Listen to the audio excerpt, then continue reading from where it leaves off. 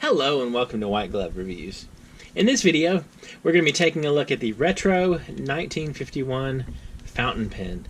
And I didn't actually know they made a fountain pen until recently, but when I saw they did, I just had to check it out.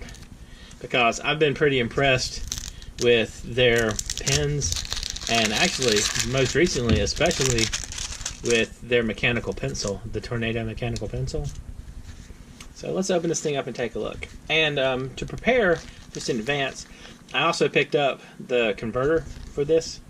So hopefully I'll be able to use some ink and test it out and compare it and see how it works. Alright. So if you've never gotten a retro 1951 pen, they have very distinctive packaging. And this one is no different. Alright, so let's open this thing up. And, okay. Alright. Well, the first question is answered. You can save like $6 and not get the converter. So, that's good to know. Alright, so, converter. And there's also, like, the retro 1951 little book of goodies. But we don't really care about that. So, the pen. Alright, so this is the retro 1951 fountain pen, and it looks pretty. This is, by the way, this is the retro 1951 Tornado fountain pen, and so just straight off the bat, it looks pretty good. I mean, it looks kind of elegant, and it's not super expensive. They run about $30 or so. So, do we? Oh, okay, we twist it. We twist the cap to remove it, like so. And this one is a medium nib. Yeah. This one's a medium nib. And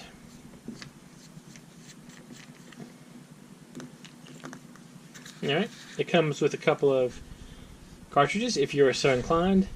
But I think what I'm going to do is I'm going to use the converter, and I'm going to use some Diamine. This is ultra green. And what I want to do is I have my current favorite fountain pen. Well, the one that's on my desk anyway. A TWSBI Eco, and it's also loaded up with ultra green. And what I figured we could do is we could compare them and just kind of see how the difference is. Alright, so insert the converter.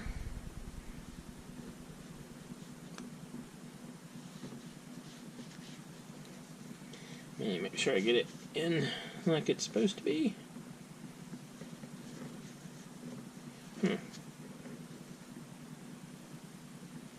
Alright. So, that's in. Now, well, break out the ink. I suspect this is going to be the end for another pair of gloves. Alright, so we'll dunk it down in there. And, oh yeah, I guess I got to do that first. Crank it down, and then crank it back up. And it's not far enough in. Alright, let's try again. Alright. Sorry, this is a bad angle. There we go. Got some ink that time. Alright. So we got some ink, and we definitely got plenty of ink on our gloves. So another definite sign that this is progress as normal. Alright. So let's see. Now, since my gloves are now officially doomed, I'll just wipe it off on here. By the way, if you've ever done anything with ink and white gloves, you'd be surprised how much ink actually goes through your gloves and gets on your skin. Alright. Now let's put this thing back together.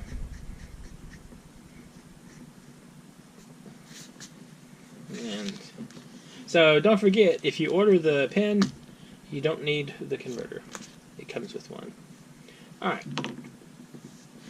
So this is a retro 1951 Tornado medium nib fountain pen, and it's using Diamond Ultra Green. Alright, so it doesn't feel too bad so far riding with it. Let me do a quick comparison. This is TWSBI Eco. I'm pretty sure this one has a fine point, a fine nib. So this is a TWSBI Eco fine. Alright, so they're definitely comparable. I mean, part of the difference would be the nib size. I mean, obviously the medium nib versus the fine nib. You can see a definite distinction there in the width of the writing. But it doesn't write too bad. It's pretty smooth. It's not. It doesn't feel uncomfortable or anything. Let me tell you what. I have a Clairefontaine little notebook, and it's got the 90 GSM paper. So let's try this out and see if there's any noticeable difference, aside from me getting giant green stains on the paper. Alright, so this is a retro 1951 Tornado fountain pen with the medium nib. Alright, it doesn't look too bad still. Let me see if I can zoom in. So I can see a little better. Alright. So it doesn't look bad. And for comparison, I wish I had an Eco with a medium nib. That would be a better comparison. TWSBI Eco with a fine nib. Alright. So it doesn't feel so bad. I mean, it doesn't feel bad. And it looks like both of the pages, the ink isn't doing too bad on the pages. I mean, you're not seeing a lot of, it doesn't really bleed through very bad here. And let's see.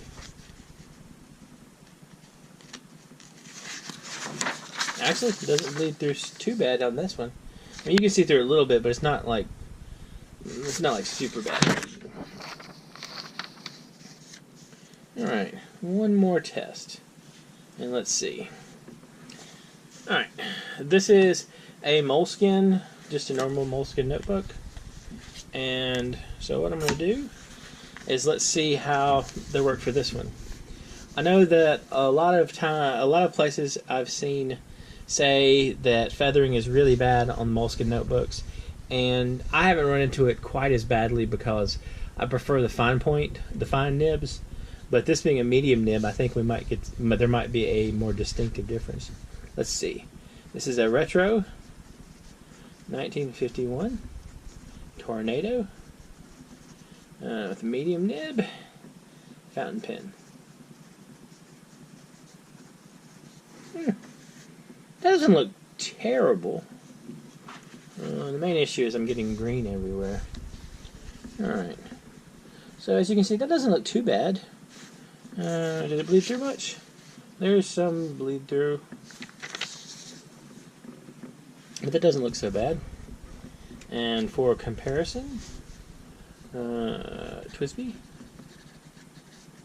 Eco. Alright. I was actually expecting it to be a little worse looking than that. That's not bad at all. Oh, that's kind of interesting. I gotta tell you, the fountain pen, the retro 1951, it looks good. I'm trying to figure out, it doesn't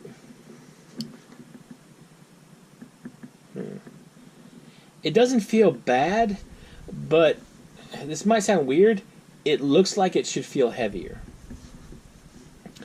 Like the TWSBI Eco feels about like the weight it looks, if that makes sense. And this one, it seems like it should be heavier, but it's not. It's not. Don't get me wrong. It doesn't feel necessarily cheap. It just seems like it should be heavier. And I know that sounds kind of crazy, but anyway, let me know what you think. Have y'all tried any of the retro 1951 fountain pens? Have you liked them, disliked them, indifferent? Let me know in the comments, and I'll include a link in the description if you are interested and want to check this thing out. And also, don't forget, if you want to use bottled ink, you don't need to get a converter. They give you one. So, anyway, if you've enjoyed this video, please like and subscribe, and I hope y'all have an excellent day.